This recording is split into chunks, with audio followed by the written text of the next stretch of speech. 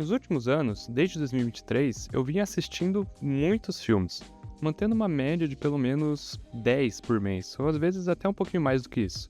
Isso expandiu bastante meu repertório e acabou sendo a porta de entrada para eu conhecer um monte de coisas novas. Só que em 2025 eu peguei um pouco mais leve com os filmes e aproveitei para dar mais atenção para alguns outros hobbies. Voltei a ler livros e gibis, fui a peças de teatro e joguei bastante videogame. Só que a gente vive dentro de um sistema que molda, quase que de forma automática, a maneira como pensamos, sentimos e nos relacionamos. Nesse contexto, parece que já não existe mais um fora do trabalho, e até mesmo os nossos hobbies acabam sendo capturados pela lógica capitalista. Deixam de ser algo feito simplesmente por prazer e passam a ser avaliados por critérios como performance, constância e produtividade, algo que as redes sociais intensificam ainda mais. E foi pensando justamente nisso que eu tive a ideia de criar esse quadro aqui, que eu chamo carinhosamente de Apanhadão. Um espaço para falar desses hobbies de forma mais rápida e despretensiosa, ao mesmo tempo que a gente levanta questões interessantes sobre cada uma dessas obras, enquanto eu vou preparando roteiros mais elaborados para vídeos mais longos. E para esse vídeo, eu selecionei alguns quadrinhos que me acompanharam nos últimos meses e que foram muito interessantes para mim e que eu acho que vocês também vão curtir. Ah, e antes que eu me esqueça, por mais atrasado que eu esteja, feliz 2026.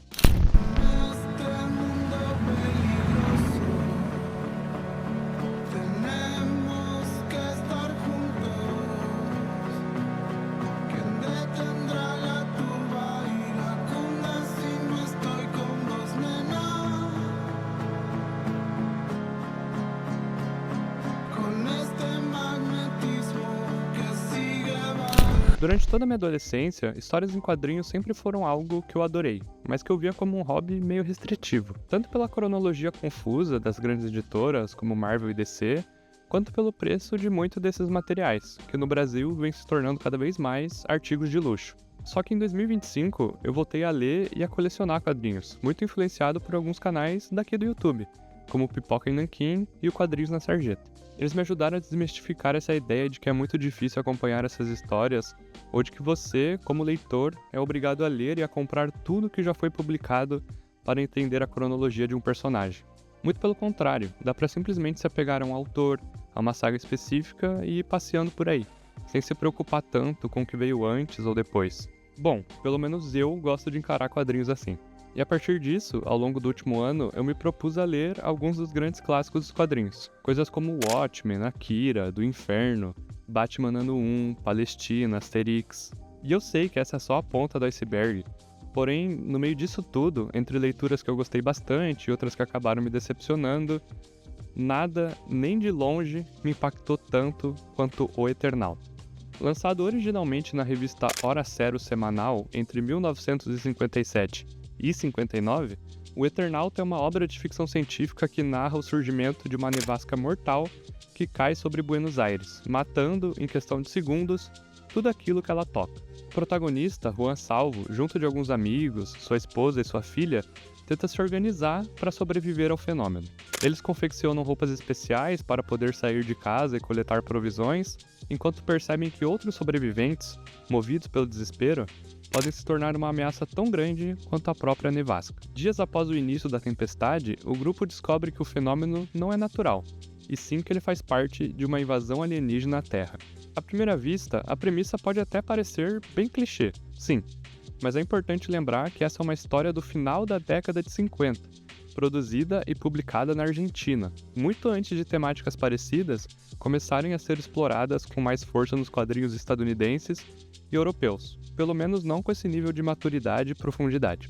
Escrita por Hector Germán Oesterheld e ilustrada por Francisco Solano Lopes, o Eternauta, apesar de todos os seus alienígenas insetoides, das batalhas espetaculares em cartões postais de Buenos Aires, da espionagem e dos conceitos científicos mirabolantes, é uma história profundamente centrada em personagens humanos. A obra constrói um estudo cuidadoso sobre como a paranoia afeta essas pessoas e como, apesar disso, elas precisam se unir para enfrentar o medo.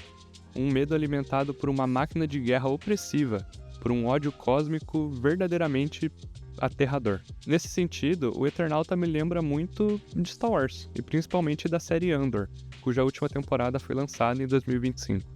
Diferente de narrativas focadas em heróis solitários, especiais ou predestinados, Essas histórias apostam na ideia de um heroísmo coletivo, pessoas comuns que se unem para enfrentar e derrubar o mal. E de novo, é impressionante pensar que o Eternauta já trabalhava essa visão lá no final da década de 50, cerca de 20 anos antes do primeiro Star Wars chegar aos cinemas. A obra assinala, nos invasores alienígenas e em seus métodos, referências veladas e às vezes nem tão discretas assim, aos golpes de Estado, à repressão e às formas de dominação que atravessavam a história da Argentina no período. Esse aspecto político torna-se ainda mais evidente nas revisitações da obra, especialmente no remake de 1969 e na continuação publicada na década de 70. Nesse contexto, fica difícil não enxergar o Eternauta como um ataque direto de Osterheld à guerra, ao militarismo exacerbado, à manipulação estadunidense na América Latina e, de forma mais ampla, como uma poderosa alegoria da luta de classes. E falando sobre o final, eu não vou entrar muito em detalhes aqui, mas dá pra dizer que é uma conclusão triste pra caramba. E justamente por isso, extremamente poderosa. O narrador parece dialogar diretamente com o leitor, quebrando a quarta parede mesmo, e faz uma pergunta muito clara. Beleza, agora que você leu essa história, o que você vai fazer com ela?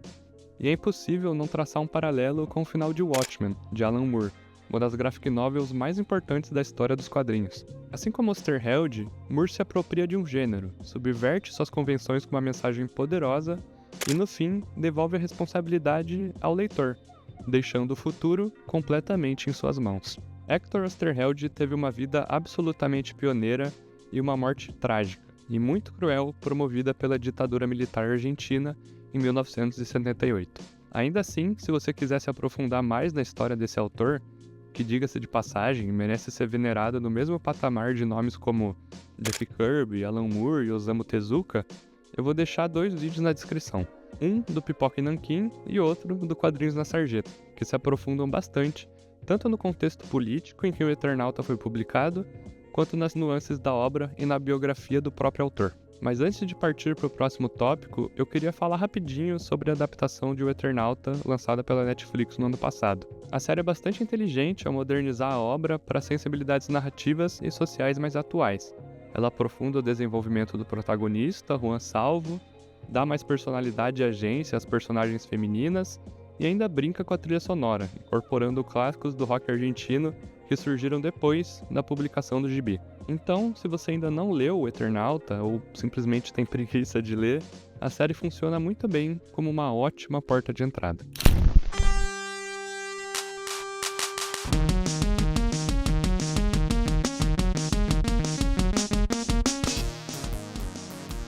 Welcome to the Fife Files. I am Michel Fife, cartoonist, creator of comics like Copra, Negative Land, Zegas, Panorama. I've been doing comics forever. Ainda falando de quadrinhos, mas agora partindo por uma obra bem mais recente, eu queria compartilhar com vocês o meu amor por Copra, o quadrinho favorito do seu quadrinista favorito. Copra é escrito, desenhado, colorido e produzido de forma completamente independente pelo artista cubano Michel Fife, desde 2015.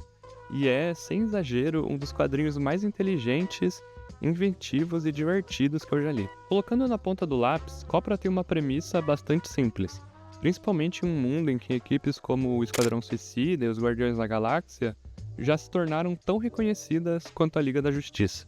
A história acompanha um grupo de criminosos e assassinos que, em troca da redução de suas penas, é obrigado a colaborar com o governo em missões secretas e extremamente violentas. E sim, isso poderia resultar em um gibi bem convencional, se não fosse a execução brilhante de Michel Fife, que transforma essa premissa batida em algo cheio de personalidade, energia e uma sensibilidade surpreendentemente encantadora.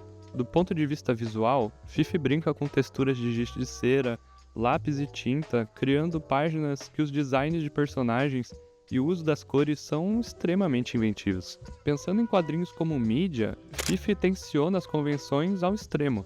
Cada página, cada quadro e até cada sarjeta vira um espaço de experimentação. De verdade, é um trabalho muito bonito. Eu vou tentar mostrar algumas imagens para vocês, mas a experiência de ler Copra é insubstituível.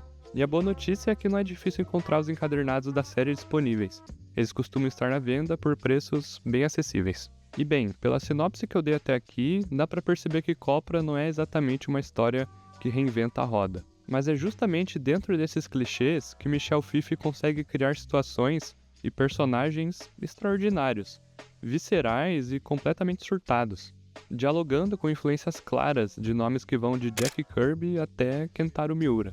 E o que mais me chama atenção é como a gente acaba se afeiçoando a cada um desses personagens ao longo das edições. É divertido demais acompanhar as interações entre eles e aos poucos se aprofundar no passado de cada um. Ao mesmo tempo, Fife não subestima o leitor. Mesmo criando anti-heróis extremamente carismáticos e humanos, ele faz questão de deixar claro que essas são pessoas muito complicadas, cheias de erro e contradições. E ele faz isso sem impor nenhum juízo de valor. A obra simplesmente apresenta esses personagens e deixa que o leitor construa suas próprias opiniões sobre eles. Enfim, eu sei que ainda tem muita gente que torce o nariz para gibis de super-herói que fogem do eixo Marvel e DC, mas, falando sério, Copra vale muito a pena.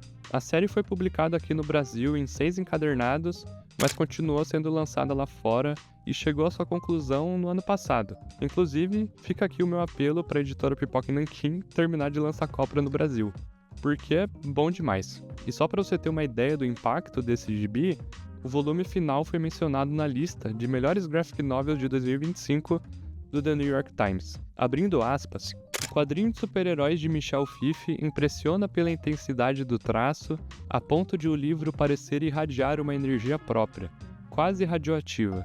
No volume final da série, Fife lança seus personagens mais uma vez no campo de batalha e brinda o leitor com splash pages e páginas duplas que parecem ter saltado diretamente de um museu de arte visionário, e não apenas de uma loja de quadrinhos. Tudo que é bom precisa chegar ao fim, mas caramba, que final!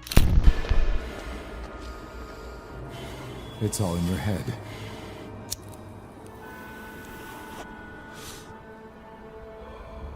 What happens in your head also happens. Keep it together, John. Fucking Martians. The Martian mind leader. Resistance is futile, but not how you think. Shut up. Stop talking. Gotta get back to the hospital. Figure out what's wrong with me. Understanding comes later. Total, complete, full. Understanding would result in mind self-destruction. Se você acompanha minimamente o mundo dos quadrinhos, especialmente os de super-herói, provavelmente já ouviu falar da nova aposta da DC que vem gerando um certo burburinho por aí, pelo menos entre nós, nerds desocupados, o chamado Universo Absolute.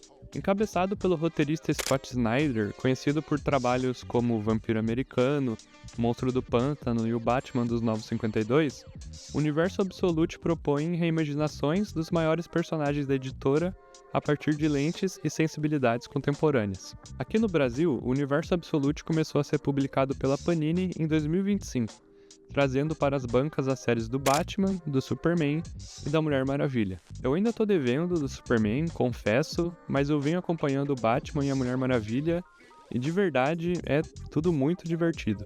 O Batman é mais próximo do que a gente espera de um gibi de super-herói, mas ainda assim bebe bastante da linguagem do mangá e traz interpretações bem interessantes da relação do Homem-Morcego com seus vilões. Já a Mulher Maravilha é realmente fantástica, tem uma quadrinização extremamente ousada, que evoca algo da pintura em cerâmica grega e apresenta uma visão da Diana que é ao mesmo tempo sensível, doce e super violenta. Mas eu não tô aqui pra falar desses gibis, e sim de um que acabou de ser publicado no Brasil e que sinceramente, além de ser o meu favorito dentre todos eles, nem parece um gibi de super-herói. Absolute Caçador de Marte. Escrito por Dennis Kemp e ilustrado por Javier Rodrigues, o gibi acompanha o agente do FBI John Jones, que após milagrosamente sobreviver a um ataque aleatório de um homem-bomba, passa a dividir o espaço da própria consciência com uma entidade que se apresenta como o Marciano. Além de ser uma presença e uma voz constante dentro de sua cabeça, essa entidade concede a John a habilidade de acessar os sentimentos e as memórias das pessoas ao seu redor. Parece abstrato, e realmente é, ainda mais com as ilustrações psicodélicas de Javier Rodrigues, sempre acompanhadas por cores vibrantes e chapadas. Mas essa dinâmica fica clara logo na primeira edição, quando John, investigando o atentado que quase o matou, vai conversar com a mãe desse homem-bomba, o que por si só já seria uma cena bastante pesada. Só que ao entrar em contato com essa senhora, John passa a visualizar as memórias de infância do agressor, descobrindo o que o motivou, ou talvez, pior do que isso, a completa ausência de motivos que o levou a cometer aquele massacre. Enfim, eu não vou entrar em muitos detalhes aqui, porque a revista acabou de ser lançada, mas eu não me aguentei e já li as 6 primeiras edições. O que dá pra dizer é que esses casos de violência aleatória só aumentam e John, junto com o Marciano, precisa entender o que está acontecendo. Tudo isso enquanto ele tenta manter a própria família unida, já que há um marido e um pai profundamente ausente, consumido pelo trabalho, pelas consequências desse dom que ele carrega e também pelas suas falhas como homem. O que mais me encanta, além da quadrinização ousada e dos visuais lindíssimos, é o quanto esse é um gibi maduro. A partir de uma trama de detetive, ele constrói um estudo profundo sobre a natureza humana, sobre como basta muito pouco para que nós, homens e mulheres, abandonemos as normas sociais e deixemos à mostra nossas faces mais sombrias. Afinal, por mais que a gente tente esconder isso no dia a dia, todos nós precisamos lidar com sentimentos ruins, raiva, frustração, ressentimento, e a pergunta que o gibi parece fazer o tempo todo é o que acontece quando esse véu finalmente cai. Tudo isso me remete muito a True Detective, claro, mas também a Twin Peaks, e principalmente a Disco Elysium, que me parece uma referência gigantesca para os autores e que talvez não por acaso é simplesmente o meu videogame favorito da vida. Mas pensando nisso, eu lembro também do filósofo Slavoj Zizek, que propõe olhar para o lado obscuro da sociedade não como uma anomalia moral ou um desvio isolado, mas como algo estrutural, inseparável da própria ordem social que tenta reprimi-lo. A violência, o ressentimento e a raiva que emergem ao longo da história não aparecem apesar das normas sociais, mas justamente como um efeito colateral delas. São o excesso que toda organização social produz e que precisa manter fora de cena para continuar funcionando. Nesse sentido, os crimes que John investiga não representam apenas uma ruptura da ordem, mas funcionam como sintomas de uma sociedade que depende da negação constante de seus próprios antagonismos para se sustentar. O gibi sugere, então, que quando o véu que eu mencionei lá atrás cai, não estamos diante de uma corrupção excepcional do ser humano, mas do que sempre esteve ali, oculto, reprimido e, paradoxalmente, necessário. É esse lado obsceno que sustenta a aparência de normalidade do mundo civilizado. Enfim, talvez eu tenha viajado um pouco, mas acho que essa é justamente uma das melhores coisas que os quadrinhos podem fazer com a gente. Nos tirar do nosso mundinho seguro, chato e confortável e nos obrigar a viajar para fora, e principalmente para dentro de nós mesmos. Apesar de esse ser um vídeo mais rápido, ele acabou me dando bastante trabalho. Mas a verdade é que todos esses gibis me acompanharam bastante nos últimos meses. Eu acabei me envolvendo profundamente com cada um deles. Talvez você tenha percebido que ao longo do vídeo eu citei várias outras coisas. Gibis, filmes, videogames, livros. E a ideia é justamente essa, deixar esses fios soltos no ar. Eu pretendo falar sobre pelo menos algumas dessas coisas por aqui, inclusive eu já tenho alguns roteiros bem encaminhados no forno. Um envolvendo ping-pong e outro sobre aquele jogo de detetive que eu mencionei agora há pouco. Enfim, eu sou o Diogo, mas você pode me chamar de Diogossauro, e muito obrigado por ter assistido esse vídeo até aqui. Se você gostou, inscreva-se, curta, compartilhe e dê uma olhadinha na descrição para encontrar todas as minhas redes sociais. Inclusive, caso você queira ler o roteiro desse vídeo aqui na íntegra, o link para o meu Substack também vai estar na descrição. E é isso, eu vejo você em um próximo vídeo. Não sei exatamente quando, mas com certeza em um próximo vídeo. Tchau!